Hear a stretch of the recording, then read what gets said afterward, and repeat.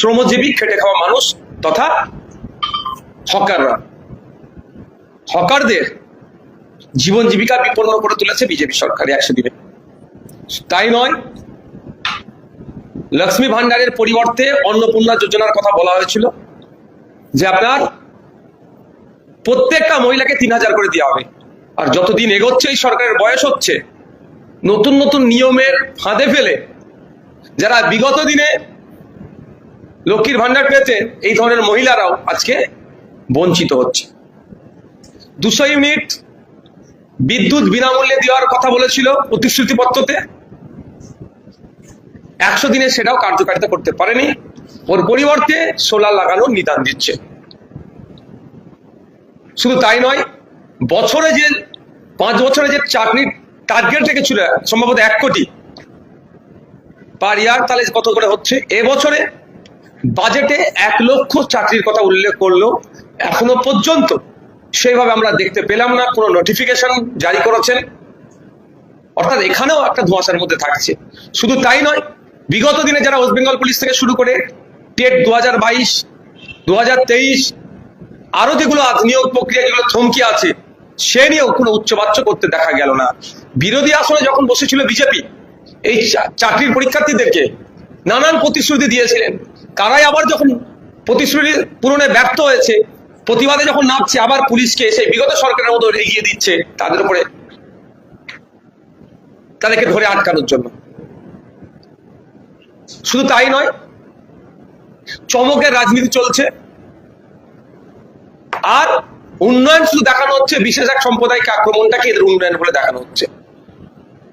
100 দিনের সরকার যথেষ্ট টাইম পেয়েছে, কিন্তু যেভাবে এগিয়ে যাওয়ার কথা ছিল বা যেভাবে প্রতিশ্রুতিপত্রতে তারা নিজেদেরকে এগিয়ে নিয়ে যাওয়ার কথা বলেছিল, সেই পূরণে ব্যর্থ। এবার আমি বিরোধী বিধায়ক হিসাবে এগুলো বলবোই।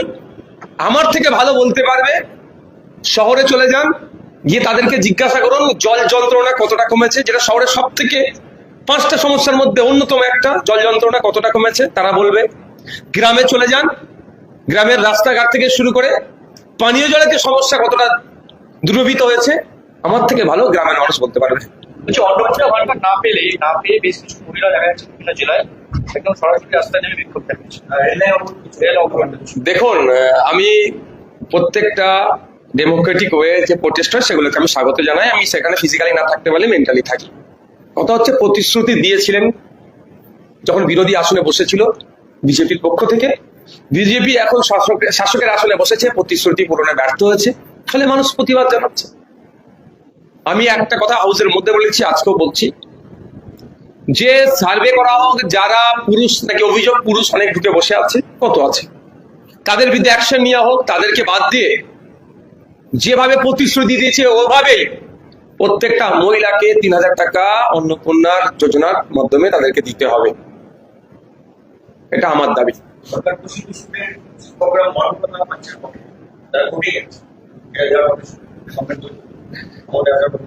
দেখুন, ক্ষমতায় আসার আগে বলেছিল কেন্দ্রীয় সমহারে দিয়ে দেবো মহার্ঘ ভাতা।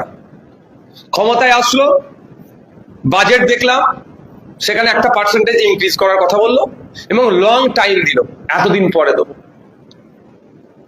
কিন্তু আমরা বারবার বলেছিলাম যে কেন্দ্রীয় সমহারে দিতে হবে এবং সুপ্রিম কোর্টে যে নির্দেশনা আছে সেটা দিতে হবে। আজকে সেটা পুরনো ব্যর্থ হয়েছে, সেজন্য যেতে বাধ্য হচ্ছে সরকারি কর্মচারীরা।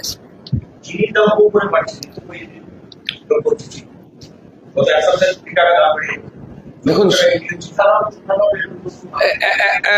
বিশেষজ্ঞরা বলছে যেভাবে ইথানল তৈরি হচ্ছে, ফলে কোনো না কোনো জায়গায় চিনি উৎপাদন কম হয়ে যাচ্ছে, সেই জন্য এর ইম্প্যাক্টটা চিনির উপরে পড়ছে। সমস্যা হচ্ছে এই যে ইথানল নিয়ে তাহলে 2 রকম ভাবে আমরা আক্রান্ত হচ্ছি।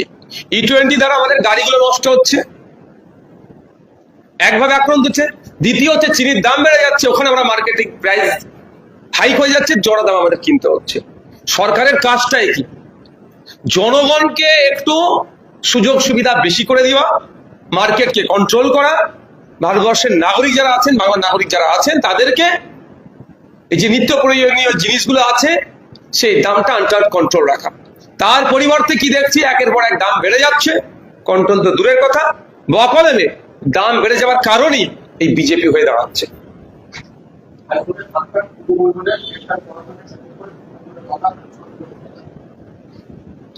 দেখুন, এই ধরনের টুলুমণ্ডল তৃণমূল কংগ্রেসে শয়ে শয়ে নয়, হাজার আছে, খুঁজে বার করতে হবে।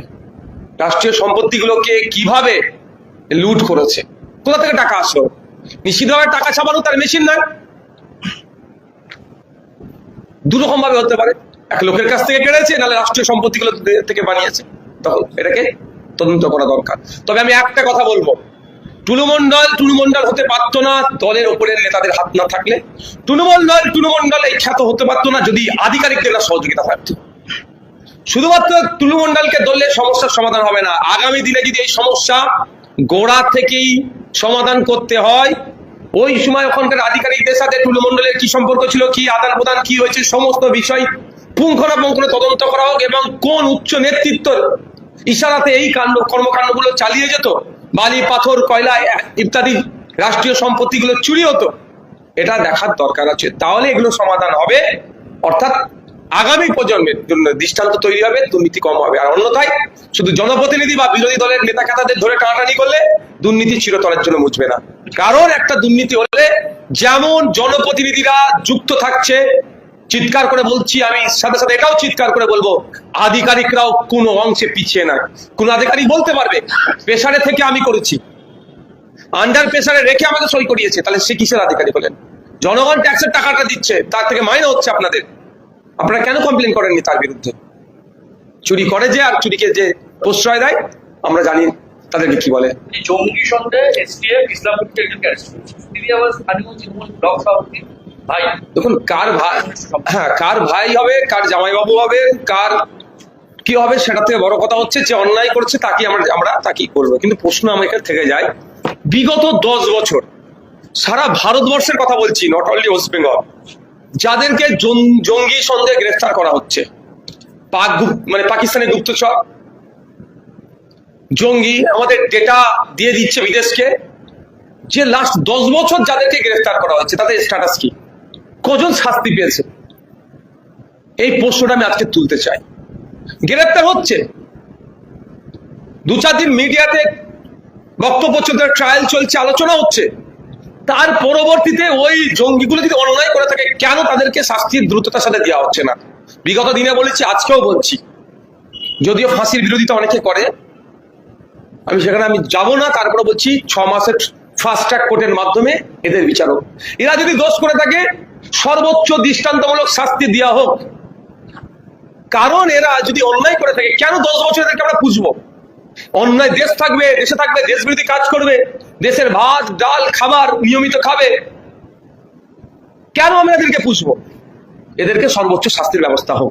উত্তরবঙ্গ সফরের দ্বিতীয় দিনে অমিত শাহ অভিযোগ করেছেন, এই ধরনের অনুষ্ঠানগুলোতে, এই ফ্রন্টিয়ার আগে মুখ্যমন্ত্রী ডাকলে তিনি আসতেন, ফলে দেশের স্বার্থ বিকৃত।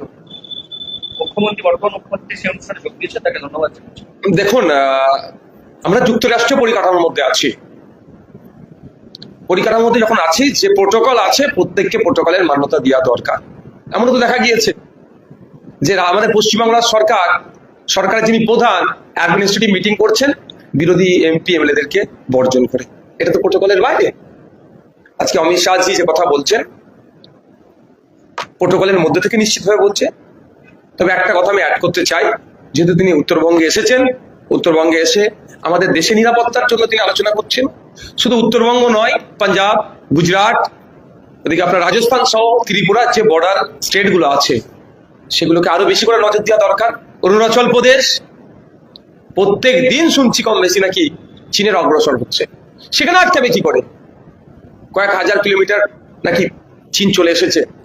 একটা ভিডিও দেখছিলাম অরুণাচল প্রদেশের একটা ছেলে, প্রতিবাদী একটা ছেলে, যে এখনো যদি আমরা চুপ থাকি, আমরা আগামী দিনে ইন্ডিয়াতে থাকতে পারবো না, চীনের মধ্যে চলে যাব। সেখানেও তো দেখতে হবে। সাথে সাথে এটাও বলবো, চিকেন নেক নিয়ে একটা সেন্সিটিভ জায়গা, ইতিহাস যদি দেখা যায় 2015 বা আগে পরে, যে আমরা বাংলাদেশের সুবিধার্থে বা আমাদের দেশের সুবিধার্থে আমরা ল্যান্ডকে এক্সচেঞ্জ করেছি, ছিটমহলকে হস্তান্তর করেছি। এবং এটা এখনো জলচালিত প্রমাণ আছে, 3 বিঘা যে করিডোর আছে, বাংলাদেশের মানুষের সুবিধার্থে, যাতায়াতের সুবিধার্থে, সহজ ইজি অ্যাক্সেসের জন্য আমাদের ভূখণ্ডের উপর দিয়ে বাংলাদেশকে আমরা যাতায়াতের ব্যবস্থা করে দিয়েছি। তো আমাদের দেশের স্বার্থে, দেশের নিরাপত্তার স্বার্থে, বহির্বিশ্বের শত্রুদের হাত থেকে আমার দেশের নিরাপত্তার স্বার্থে চিকেন নেকটা অত্যন্ত গুরুত্বপূর্ণ জায়গা।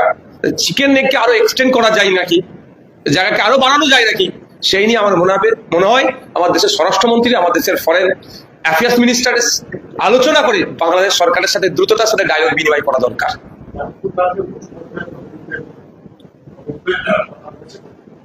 যাদবপুর এখন একটা টাইম পর্যন্ত ভাবছিলাম যে যাদবপুরের ছাত্রদের সাথে বহিরাগতদের লড়াই, কিন্তু পরবর্তী যত বেলা গড়ালো দেখতে পেলাম যাদবপুরের কৃষ্টি কালচার ঐতিহ্যের উপর আক্রমণে নেমেছিল তারা। যেভাবে যাদবপুর ইউনিভার্সিটির মধ্যে তাণ্ডব চালিয়েছে, ঐতিহ্যগুলোকে আক্রমণ করেছে, সেটা কোনোভাবেই মেনে নেওয়া যায় না। যাদবপুর শুধু একটা কলকাতা বা ওয়েস্ট বেঙ্গলের একটা ইউনিভার্সিটি নয়, বিশ্বের খ্যাতনামা ইউনিভার্সিটির মধ্যে একটা। Central government centre of excellence হিসাবে ঘোষণা করেছেন। শুধু তাই নয়, ব্রিটিশদের বিরুদ্ধে যাদবপুর ইউনিভার্সিটির একটা অন্যতম গুরুত্বপূর্ণ ভূমিকা আছে ব্রিটিশদের তাড়ানোর বিরুদ্ধে। তাহলে এই ঐতিহ্যপূর্ণ প্রতিষ্ঠানকে যেভাবে কাকু জ্যাঠুদের বয়সী লোকেরা এসে ছাত্র শ্রেণী যে তাণ্ডব চালিয়েছে, অবশ্যই হওয়া দরকার। তো যে কমিটি, উচ্চ পর্যায়ে যে কমিটি গঠনের কথা বলেছেন, আমি জানি না, তবে আমি আশা করবো যেন একটা টাইম ফ্রেম করে দেয়, ওই টাইমের মধ্যে তদন্ত প্রক্রিয়া শেষ হবে। অন্যথায় ওই মমতা ব্যানার্জির আমলে এসআইটি তৈরি করে দেওয়ার হতে হবে। হাজারো এসআইটি হয়ে গেছে, নিটফল জিরো। যে কলকাতা কর্পোরেশন স্থায়ী এবং অস্থায়ী মিলে যত কর্মী রয়েছে, তাদের বেতন দিতে যা টাকা প্রয়োজন দেখা যাচ্ছে কোষাগার থেকে তার থেকে বেশি টাকা পেমেন্ট হচ্ছে। এই জন্য পুরো কর্তৃপক্ষ একটা তদন্ত কমিটি গঠন করছে। এটা তো আজকের রোগ নয়, এটা দীর্ঘদিনের রোগ। সে রোগটা চলছে। শুধু তাই না, আপনি খোঁজ নিলে দেখবেন এই যে হেডে টাকাটা উঠছে, যেটা অস্থায়ী হেডে বেশি টাকা উঠছে। এটা চুরি করার সব থেকে ওদের জন্য, যারা চুরি করে তাদের জন্য সেফ জোন। অস্থায়ী কর্মী হিসাবে এগুলো তুলছে, তদন্ত হওয়া দরকার। এদিকে অস্থায়ী কর্মচারীরা তাদের ন্যায্য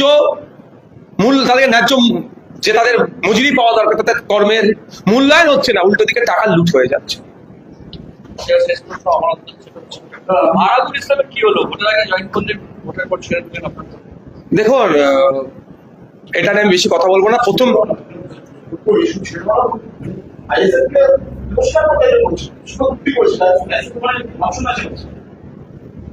আমি এই তত্ত্বে অন্তত বিশ্বাস করি যে যখন দলে থাকবে সোনার টুকরো, আর যে দল ছেড়ে চলে যাবে তাকে তার আগে পরে না প্রচুর বিশ্লেষণ যুক্ত করে দেবো অমুক অমুক অমুক, সেটা আমি বিশ্বাস, অন্তত এই কাজটা আমি করবো না, এটা আমি বিশ্বাস করি। সুতরাং সে ছেড়ে গিয়েছে, একাধিক অভিযোগ রেখে ছেড়ে গিয়েছে। আমি একটা উদাহরণ দিয়ে এই কথাটা শেষ করব। আমি মনে করি না, সবাইকে সম্মান দিয়ে বলছি, যে আমাকে তিনি দল ছেড়ে বেরিয়ে গেছেন মানে তার নিয়ে অনেক কথা বলতে হবে, প্রশ্ন তুলেছেন বলে বলছি, মানে স্পেশাল আমি রিয়াকশন দিতাম না। এতটুকু বলবো, আমরা জানি গ্রামে শহরে আমরাও দেখেছি যে কিছু জন্তু আছে, পশু আছে, প্রাণী আছে, তারা নোংরাতে মুখ লাগায়। আমরা অনেক সময় সেই জন্তুগুলোকে, প্রাণীগুলোর মুখে জাল লাগিয়ে দিই, যাতে এই নোংরাতে না মুখ দেয়। মুখ মানে খেয়ে নেয়, নোংরা জাল লাগিয়ে দিই আমরা। কিন্তু দেখবেন যদি ছেড়ে দিই, আবার জাল লাগিয়ে ছেড়ে দিই, ও খেতে না পারলেও ওখানে গিয়ে মুখ বোঝে চেষ্টা করে। এতটুকুই আমি বলবো। কিন্তু যখন জানেন যে এর জাল লাগাতে হবে, তাহলে তাকে চেষ্টা করেছিলাম। নিয়েছিলেন। আমি অন স্টেজ বলেছিলাম যে মানুষকে শুধরাবার জায়গা দেওয়া দরকার। অন স্টেজ বলেছিলাম মানুষকে শুধরাবার জায়গা দেওয়া দরকার। এটা আমি সেটা আমার থেকে ভালো হচ্ছে যিনি দল ছেড়েছেন তাকে জিজ্ঞাসা করলে পাওয়া যাবে।